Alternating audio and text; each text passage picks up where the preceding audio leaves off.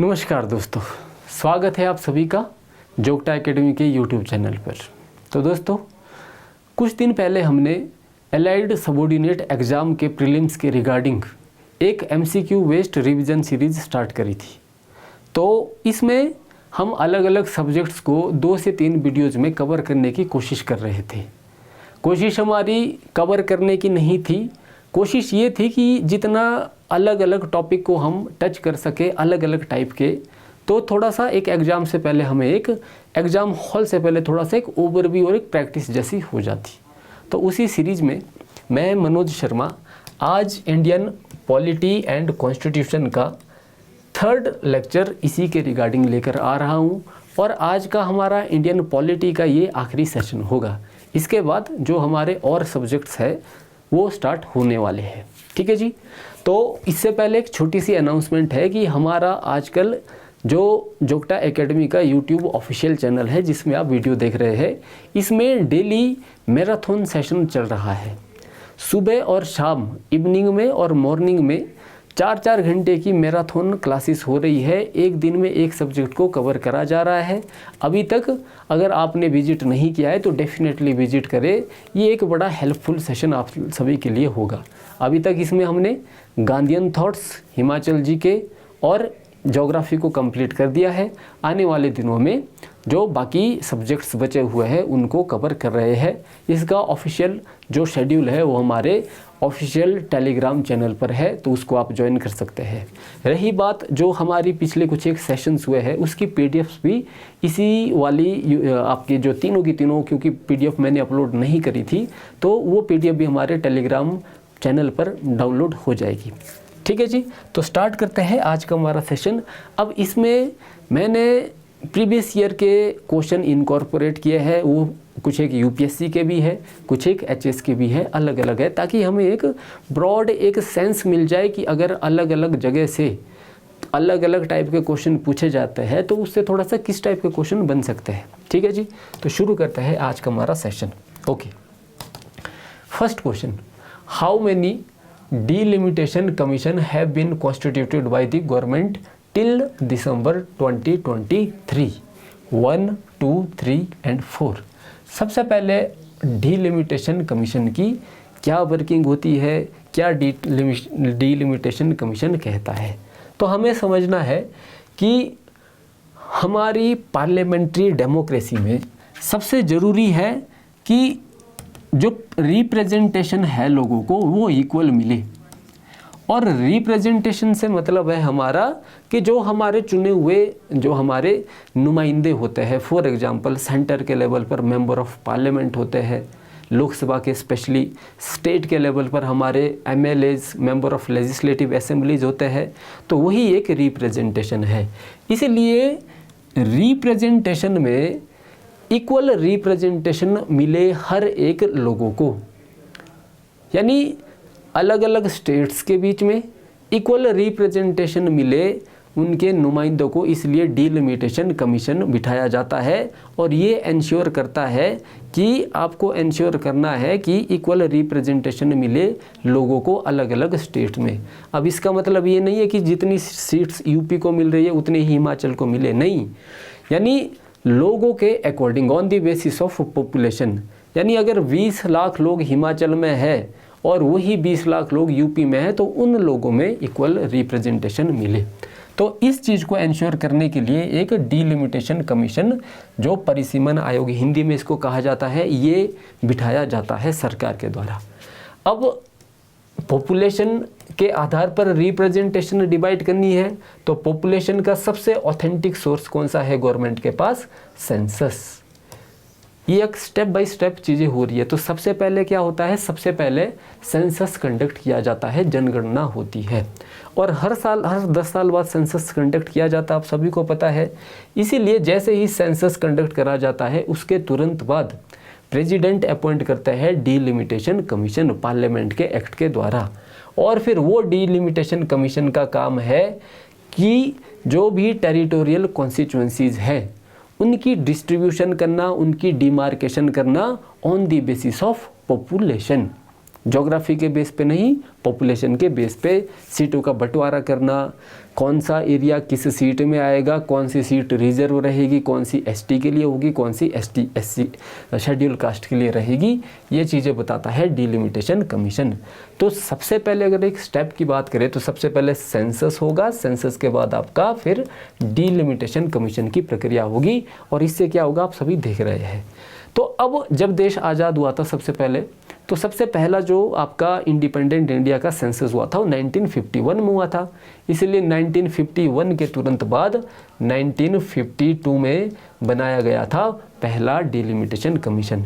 उसके बाद फिर 1962 में डिलिमिटेशन कमीशन बैठा, उसके बाद 1972 में। अब 72 में क्या हो गया कि इसके बाद डिलिमिटेशन की एक्सरसाइज को फ्रीज कर दिया गया 2001 तक, और उसके बाद 2001 के बाद जो अगला डिलिमिटेशन कमीशन बैठा वो 2002 में बैठा। ऐसा क्यों हुआ? क्या सेंसस कंडक्ट नहीं हुआ? तो सेंसस भी हुआ। ऐसा इसलिए हुआ क्योंकि उस समय पे आप देख रहे हो कि जिसकी ज़्यादा पॉपुलेशन होगी उसको उतनी ज़्यादा सीट्स मिलेगी। अब उस समय पे गवर्नमेंट का एक बहुत ही मेजर प्रोग्राम था फैमिली प्लानिंग, पॉपुलेशन को कंट्रोल करना। यहाँ से क्या हो रहा था, यहाँ से जो स्टेट्स अपनी पॉपुलेशन कंट्रोल नहीं कर रहे थे उनको एक तरीके से इस चीज़ से बेनिफिट मिल रहा था कि उनको ज़्यादा रिप्रेजेंटेशन मिलेगी लोकसभा में।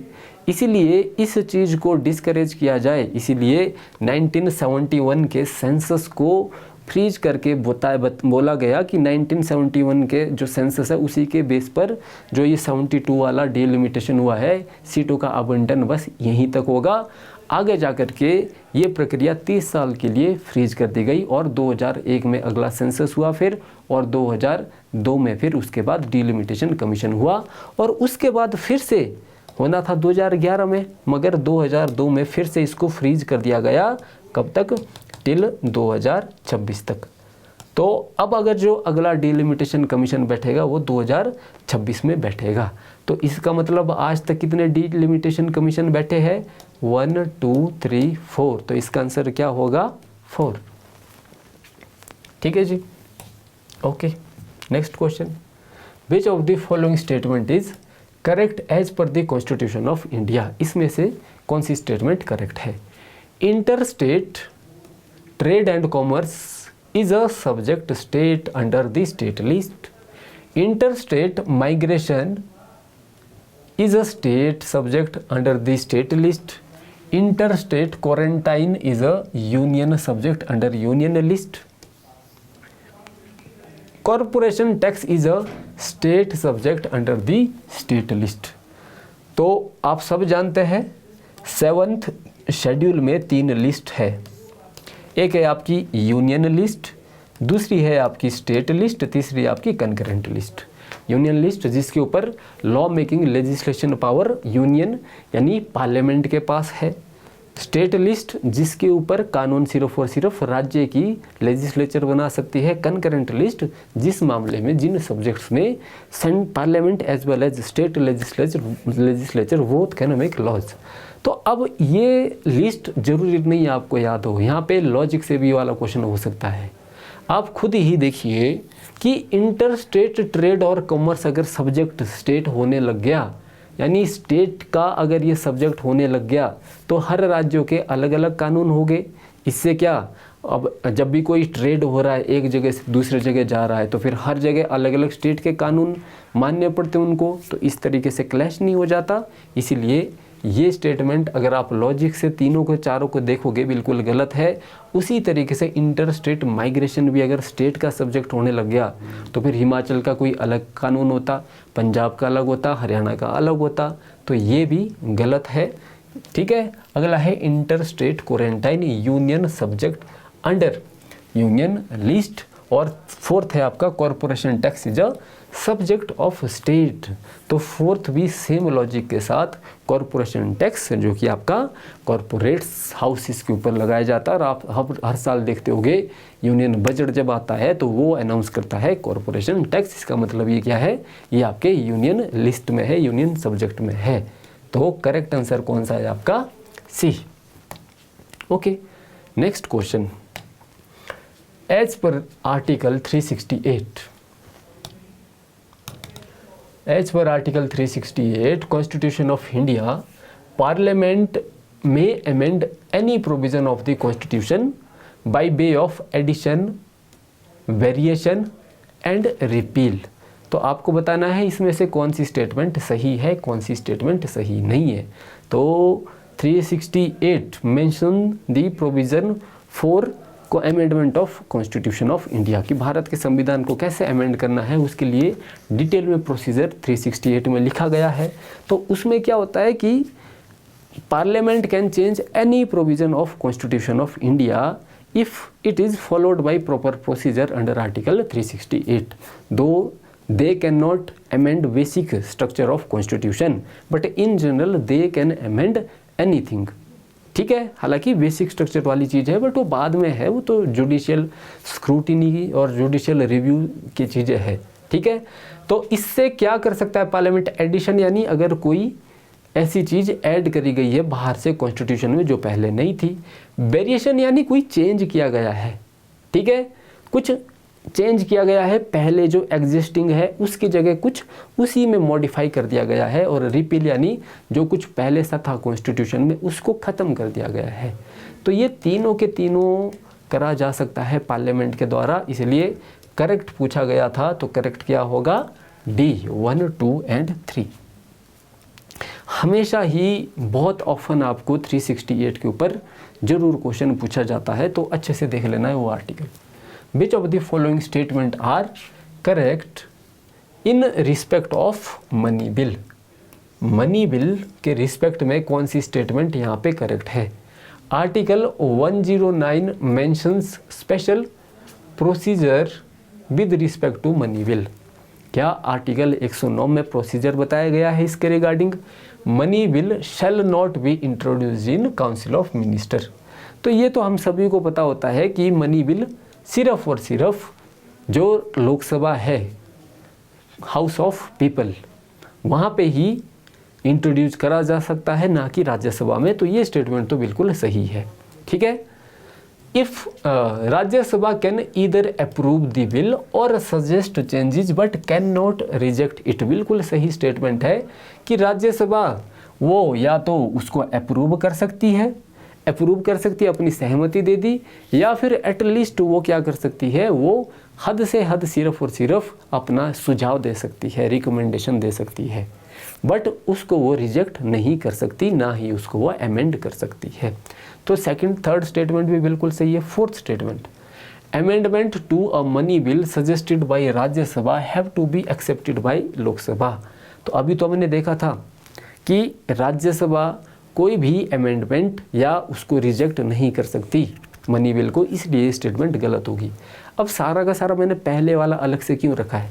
आप सभी, यह ज़्यादातर हमारी ये कंसेप्शन होती है कि मनी बिल की बात करी गई होगी आर्टिकल 110 में, बट दोस्तों आर्टिकल 110 में बात करी गई है डेफिनेशन ऑफ मनी बिल, कि मनी बिल किसको कहा जाएगा, वो बात करी गई है 110 में। 109 में बात करी गई है अबाउट द प्रोसीजर। क्या प्रोसीजर होगा मनी बिल का? यही वाला प्रोसीजर कि मनी बिल सिर्फ लोकसभा में पास होगा, लोकसभा में इंट्रोड्यूस किया जाएगा, फिर वहाँ पे कैसे कैसे पास होगा उसी की बात करता है आपका 109। तो इसके बारे में थोड़ा सा बहुत रेयर हम इन चीज़ को देखते हैं। तो पहली स्टेटमेंट भी सही है, first second and third statement ये बिल्कुल सही है। Moving on. Okay, writ of prohibition is an order issued by supreme court to a high court. तो ऑप्शन एक बार आप देख लो, प्रोहिबिशन की रिट आप सब जानते हैं, आर्टिकल 32 के अंदर रिट मेंशन करी गई है कॉन्स्टिट्यूशन में। क्यों करी गई है? ताकि जो हमसे हमारा फंडामेंटल राइट छीना गया है स्टेट के या किसी बॉडी के एक्शन के द्वारा, तो उसको हम वापस रिस्टोर करवा सके। तो रिट कैसा था? रिट ऑफ प्रोहिबिशन में 5 टाइप की रिट है, उसमें से एक है आपकी प्रोहिबिशन। तो प्रोहिबिशन में क्या था?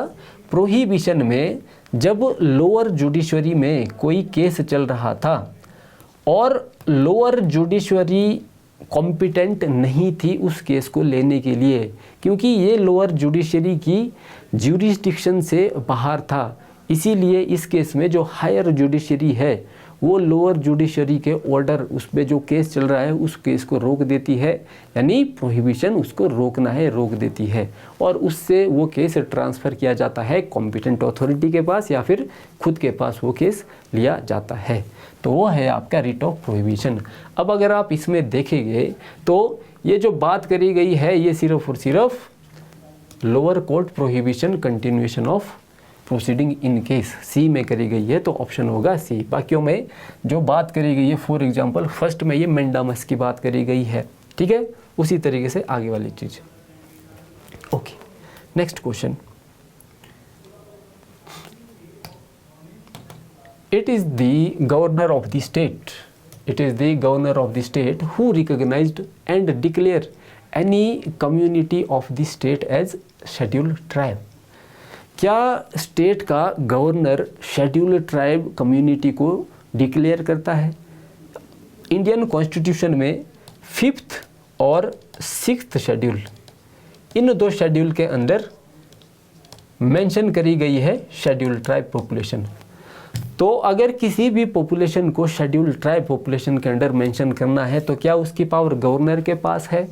तो बिल्कुल गलत दोस्तों, उसकी पावर सिर्फ और सिर्फ प्रेसिडेंट के पास है, और एक बड़ा लंबा प्रोसेस है जो कि आपका पार्लियामेंट में बिल इंट्रोड्यूस होने के बाद फिर आगे वाली चीज़ें होती है। कभी और डिटेल में प्रोसेस देखेंगे, अभी के लिए सिर्फ हम यहाँ पे टिके रहते हैं। ये पावर प्रेसिडेंट के पास है, ना कि गवर्नर के पास, इसलिए हमारी फर्स्ट स्टेटमेंट रॉन्ग होगी। Community declared as a scheduled tribe in a state need not to be so in another state। बिल्कुल सही स्टेटमेंट है। यानी अगर कोई एक कम्युनिटी एक स्टेट में शेड्यूल्ड ट्राइब है और वही कम्युनिटी अगर दूसरे स्टेट में भी रह रही है तो ज़रूरी नहीं है कि जो दूसरे स्टेट में रह रही है कम्युनिटी उसको भी शेड्यूल्ड ट्राइब का स्टेटस मिले, ठीक है। फॉर एग्जांपल ऐसे ही मान लेते हैं, मान लो यादव है, अगर यादव को मान लो मध्य प्रदेश के यादव को शेड्यूल्ड ट्राइब का स्टेटस मिला है तो क्या जो यादव यूपी, बिहार या अलग अलग जगह रह रहे हैं उनको भी मिलेगा स्टेटस? ऐसा ज़रूरी नहीं है, ठीक है जी। तो इसमें करेक्ट कौन सी है? Second, B only. Next, with reference to union budget consider the following statement. Finance Minister on behalf of Prime Minister lays the annual financial statement before the both house of the Parliament। तो annual financial statement article 112 में बात करी गई है कि it shall be the duty of the President to lay before the Parliament annual financial statement of the Governor। यानी ये statement गलत है। फाइनेंस मिनिस्टर जरूर रखता है बिल को, बट वो प्राइम मिनिस्टर के बिहाफ पे नहीं, प्रेसिडेंट के बिहाफ पे रखा जाता है, ठीक है। At union level no demand for grants will be made except on the recommendation of president. तो बिल्कुल सही स्टेटमेंट है। Demand of grants basically budget क्या है? बजट वही तो है कि सरकार को पूरे साल के लिए जितना भी खर्चा चाहिए, जितनी भी सरकार की अलग अलग मिनिस्ट्रीज़ की डिमांड्स है, उस डिमांड्स को, क्योंकि वो डिमांड मेट होनी है आपके कंसोलिडेटेड फंड ऑफ इंडिया के फंड से, तो कंसोलिडेटेड फंड ऑफ इंडिया से जो भी पैसा निकालना है उसके लिए अप्रोप्रिएशन बिल लाना पड़ेगा, ठीक है, क्योंकि उससे पैसा निकालना है। इसीलिए ऐसे बिल को पहले प्रेसिडेंट की रिकमेंडेशन देनी पड़ेगी, प्रेसिडेंट की रिकमेंडेशन लेनी पड़ेगी, उसके बाद बिल को आगे रखा जाता है। तो ये स्टेटमेंट बिल्कुल सही थी। अब बताओ करेक्ट स्टेटमेंट, तो only 2। Next, with reference to the speaker of Lok Sabha, Lok Sabha के स्पीकर की बात करी गई है, इनमें से कौन सी स्टेटमेंट करेक्ट है? While any resolution for removal of Speaker of Lok Sabha is under consideration, while any with reference to the Speaker of the Lok Sabha, consider the following statement. While any resolution for the removal of Speaker of Lok Sabha is under consideration, he shall not preside over। अच्छा हाँ, यहाँ पे ये नहीं है, ये है 1, 2 और 3, ठीक है। तो he shall not preside over, जब रिजोल्यूशन चल रहा है स्पीकर को हटाने के लिए तो उस समय पे वो प्रिसाइड ओवर नहीं कर सकते हाउस को। बिल्कुल सही स्टेटमेंट है। यानी उस समय वो जो चेयर की, जो स्पीकर की चेयर है वहाँ पे नहीं बैठेंगे, उस समय वो अब जो बाकी नीचे मेंबर्स हैं उनके बीच में ही बैठेंगे। He shall not have the right to speak. क्या ऐसा है, क्या बोल भी नहीं पाएंगे? ऐसा बिल्कुल भी नहीं है। देखिए, दो चीज़ें समझिए। जब स्पीकर बैठे हैं अपनी स्पीकर की चेयर पे as a capacity of speaker, तो उस समय पे वो वोट सिर्फ और सिर्फ कास्ट टाई के मामले में कास्ट कर सकते हैं, फर्स्ट इंस्टेंस में वोट नहीं डाल सकते। बट अब जब उनके अगेंस्ट में मोशन चला है और वो बाकी मेंबर्स के बीच में नीचे बैठे हैं, तो उसका मतलब क्या है कि अब वो फर्स्ट इंस्टेंस में वोट भी डाल सकते हैं और वो बोल भी सकते हैं, इसलिए उनको राइट टू स्पीक भी है। तो he shall not have right to speak, ये स्टेटमेंट गलत हो गई। पहले ही शैल नॉट प्रिसाइड, ये स्टेटमेंट बिल्कुल सही थी। He shall not be entitled to vote on resolution in first instance, तो ये स्टेटमेंट बिल्कुल रॉन्ग स्टेटमेंट है। क्यों रॉन्ग है? क्योंकि जब वो अब नीचे बैठ गए, क्योंकि उनके साथ में उनके अगेंस्ट में रेजोल्यूशन चला है, तो अब फर्स्ट इंस्टेंस में वोट डाल सकते हैं। तो करेक्ट कौन सी है? सिर्फ ओनली 1A। ये बड़ा अच्छा क्वेश्चन था। वैसे एक प्रैक्टिकल जिसको थोड़ा सा नॉलेज है parliament, how proceeding in parliament goes, only that person can do it rightly. Okay, with reference to parliament of India consider the following statement. ठीक है, prorogation of a house by president does not require advice of council of minister. Prorogation आप सब जानते हैं, सबसे पहले house president समन करते हैं, सबसे पहले समन किया जाता है हाउस को, और समन के बाद हाउस की जब प्रोसीडिंग हो रही है तो जो डे टू डे बेस पे जो एडजर्नमेंट होती है for a fix period of time, उसको एडजर्नमेंट कहते हैं। और जो एडजर्नमेंट इनफाइनाइट टाइम के लिए होती है उसको एडजर्नमेंट साइन डाई कहते हैं। और उसके बाद में ही होती है फिर आपकी प्रोरोगेशन। ठीक है, तो उसी के बारे में ये क्वेश्चन पूछा गया है कि क्या president prorogation of house by president of India does not require advice of council of minister. ये स्टेटमेंट गलत है। President of India works on the aid and advice of council of minister. ठीक है, prorogation of house generally done after the house is adjournment sine die, but there is no bar to the president of India proroguing the house in which session is going on. ये statement भी बिल्कुल सही है। आमतौर पर जब presiding officer adjournment sine die कर देता है उसके बाद ही प्रेरोगेशन होती है। बट अगर राष्ट्रपति जी पहले ही करना चाहे तो कर सकते हैं, ऐसा कोई उनके ऊपर लिमिट नहीं है। Dissolution of Lok Sabha is done by president of India who in exceptional circumstances does so on the advice of council of minister. तो ये स्टेटमेंट भी बिल्कुल करेक्ट स्टेटमेंट है। ठीक है जी, तो हमारा क्या होगा? 2 और 3 होगा हमारा answer. Next, if the election of president of India is declared void, अगर राष्ट्रपति जी के इलेक्शन वॉइड डिक्लेयर कर दिए गए हैं, गलत डिक्लेयर कर दिए गए हैं, ठीक है, सुप्रीम कोर्ट के द्वारा, क्योंकि only supreme court has original and exclusive jurisdiction to look into the election matter of president and vice president. Okay, तो if the president of if election of president of India declared void by Supreme Court of India, all acts done by him in performance of his duty during his office of president before the date of decision become invalid। कि अगर president का election गलत, वैध, अवैध करार कर दिया गया है तो जितने भी प्रेसिडेंट के द्वारा उस डेट से पहले तक के डिसीजन लिए गए हैं वो भी ख़त्म हो जाएंगे। क्या ऐसा है? बिल्कुल गलत स्टेटमेंट है, ऐसा नहीं होता। क्यों? क्योंकि प्रेसिडेंट अगर प्रेसिडेंट है भी तो वो अपनी कैपेसिटी में जो काम कर रहा है वो तो वैसे भी ऑन दी एड और advice of council of minister कर रहा है, इसलिए कोई खास फर्क नहीं पड़ता, इसलिए स्टेटमेंट गलत है। क्योंकि जो उन्होंने काम किया है वो वही किया जो उनको काउंसिल ऑफ मिनिस्टर ने कहा है करने को। Election for the post of president can be postponed on the ground of some legislative assemblies have been dissolved and election are yet to be takes place। अगर किसी विधानसभाओं में इलेक्शन नहीं हुए या होने को बाकी है, क्या उस आधार पर राष्ट्रपति के चुनाव को सस्पेंड या फिर टेम्परेरी डिले किया जा सकता है? बिल्कुल भी नहीं। When a bill is presented to the president, constitution prescribes time limit within which he has to declare his assent. तो ये स्टेटमेंट गलत है।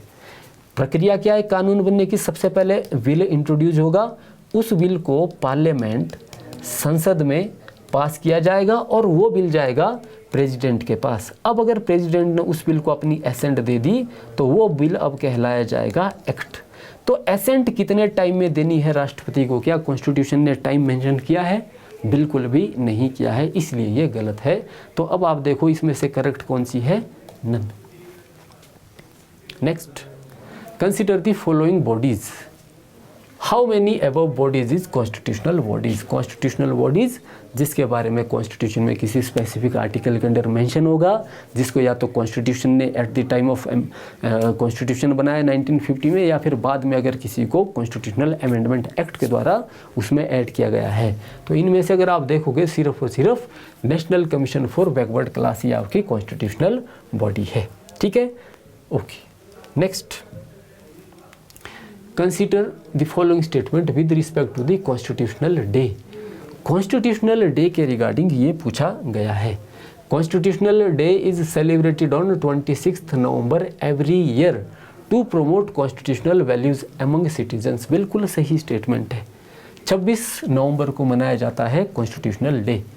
अब ये बोल रहा है कि ये इसलिए मनाया जाता है क्योंकि 26 नवंबर 1949 को constitution assembly of India set up drafting committee under chairmanship of Ambedkar ji to prepare draft for constitution of India.